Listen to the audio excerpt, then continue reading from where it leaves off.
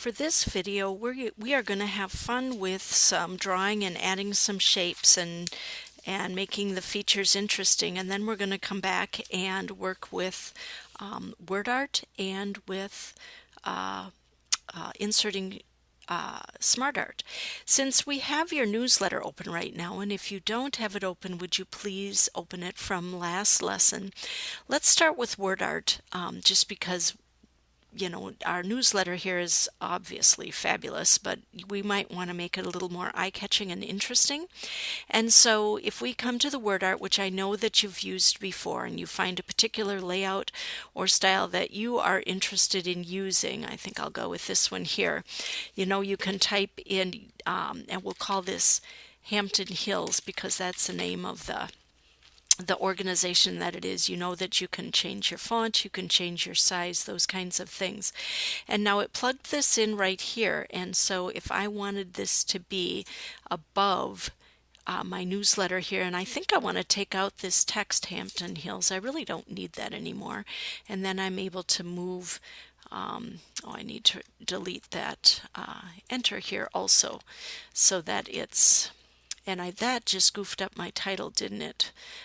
So I'm going to come back down here and I'm going to center newsletter, and I think the problem with this right here is this is tied to, there we go, now I can delete it. It was tied to when I was working with my columns before, and so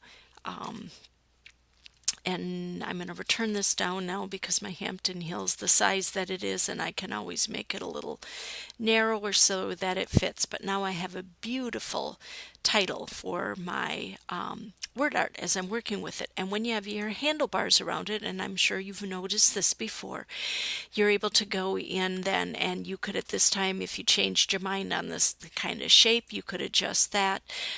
You could change and modify the shape here. I realize it's a little hard to see, but I can, adjust that. I can add some outlines if I wanted to have one here. I can also add some shadow effects if I wanted to have any shadow or any 3D effects for that matter. And obviously you need to kind of look at what you're doing here to see if that is indeed a good idea for the particular word art that you've chosen. Mine, of course, is not as far as that goes, but now I have a little more interesting beginning to my newsletter. So that's a word art piece. You can also stretch your spacing here. If you change your mind on the text, you can double click to get in, or you can come to this format and edit font that way. All right, next, would you just open a new blank page, please? And we still have our view set at one page, which means we can see one page at one time. If ever you wanted to make it bigger, you could. For this exercise, let's also change to landscape so we have a little bit more space to work with. And we're going to practice working with some of the shapes that are available to you.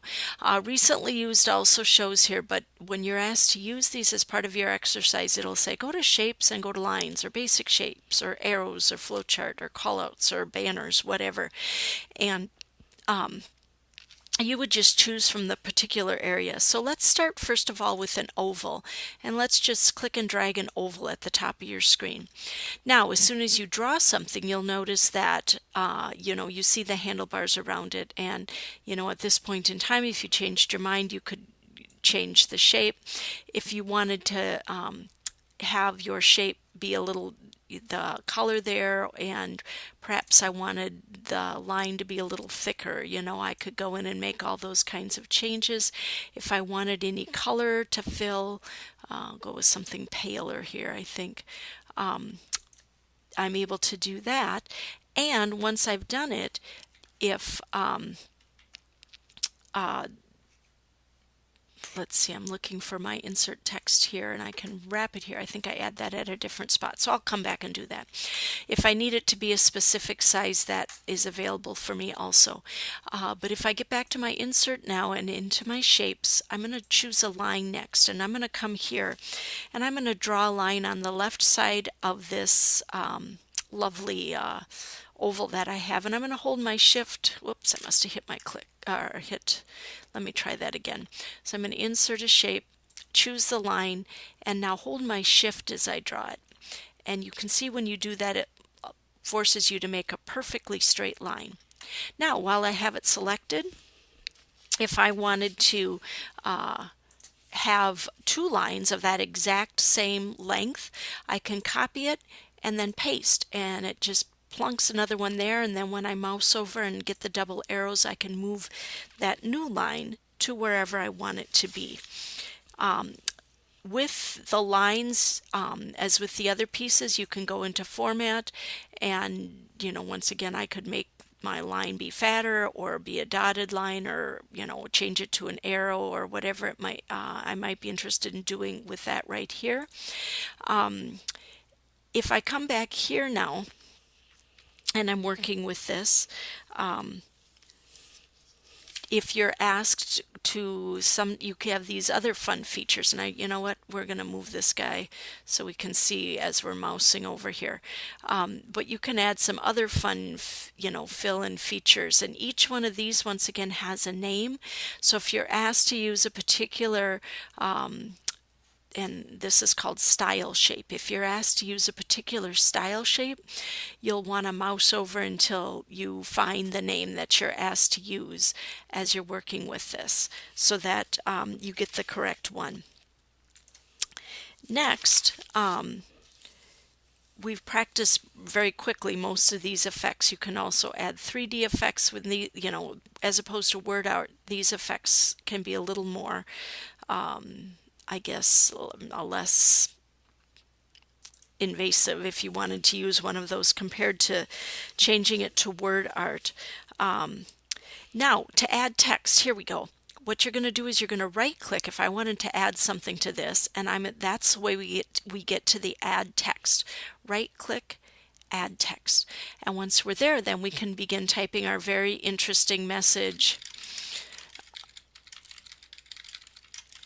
so that we have some text to work with. Now, I made mine a little longer on purpose, because if that happens, obviously that means I typed a little bit more than what would fit within this as I was working with it.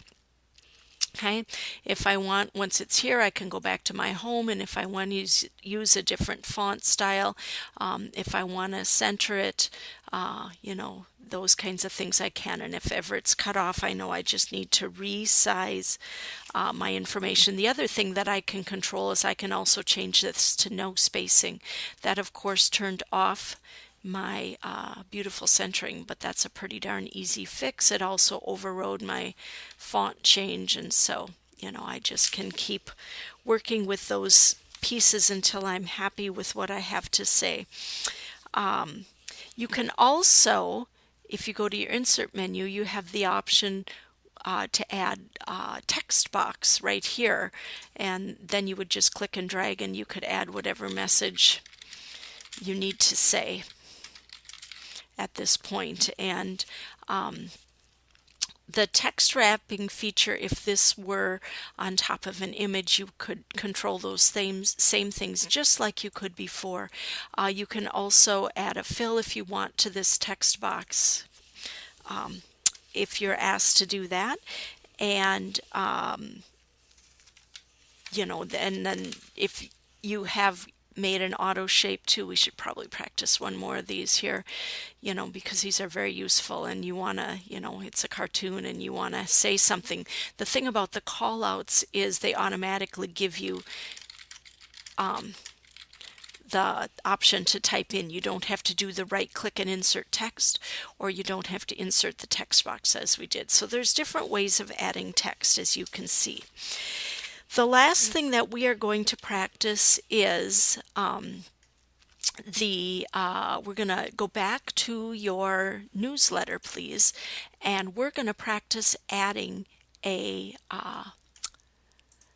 Smart Art, which gives you a whole bunch of preset shapes and images to use as you're working with your information. And in this example here with our newsletter, there was an extra return. This extra return is where we want to insert a SmartArt. And so if you don't have that space, you'd want to press enter so that you had some space to work with.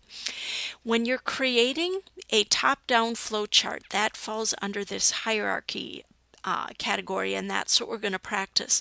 But if you've never looked at these, there are a lot of different ways to show data. You know, if you're maybe listing some elements for a science class, or if you have a flow chart and you're saying when this happens, then this happens, and then this happens, or you know, the circular pattern flow charts hierarchy, as we said, where it's sort of a top-down piece.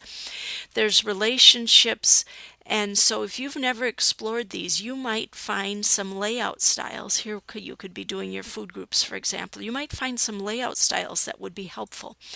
Let's go ahead and choose the hierarchy one, and we're going to choose the org chart specifically, and this just gives us a sample to begin with.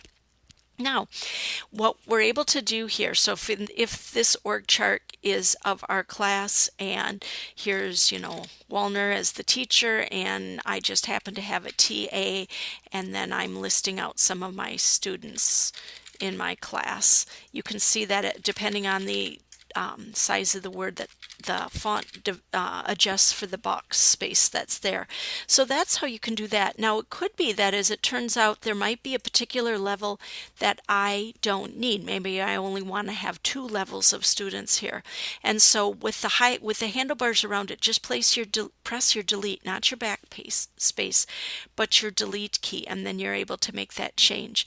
If I've decided I needed to have more levels right here, if I choose the layer I want to add a level to, and I go to add shape, I could say add shape below, and I could come back and do that again if I wanted to add a couple of students, for example. And so now I have that information, and in the space I have, it's getting rather tiny, and I understand that. But there's also some different layouts that I can just mouse over, or I can pull down and look at these and see, is indeed that one of the layout styles that I wanted to use? In fact, I think for what I have, this layout style is good, but you can see there are more styles there to go into. It gets you back to the original SmartArt insertion where you can choose from this. Then you can also have fun with colors. So if you wanted to change the color schemes that are used, maybe the purple isn't the best choice with my colors of this newsletter, so maybe I'll go with that one. Or, you know, you've even got some of these that offer a little shaded approach to the appearance of the different styles, so I'll just go with this one right here. And then once I change the style, then within that I can even modify more and more and more existing styles. I don't particularly care for that one, but you know, you can just, the nice thing is with the mouse overs, you can see what they're looking like as you're working with them. And so this concludes working with, we should probably take a peek at the Format tab. Okay, so once again, now if I wanted to make a change to my entire option here, well, I guess I do need to have a box selected, and then I could go in, and if I mouse over any of these, it allows me to update just that one particular box. If I want to do that to make it a little unique or interesting in some manner, I can do that.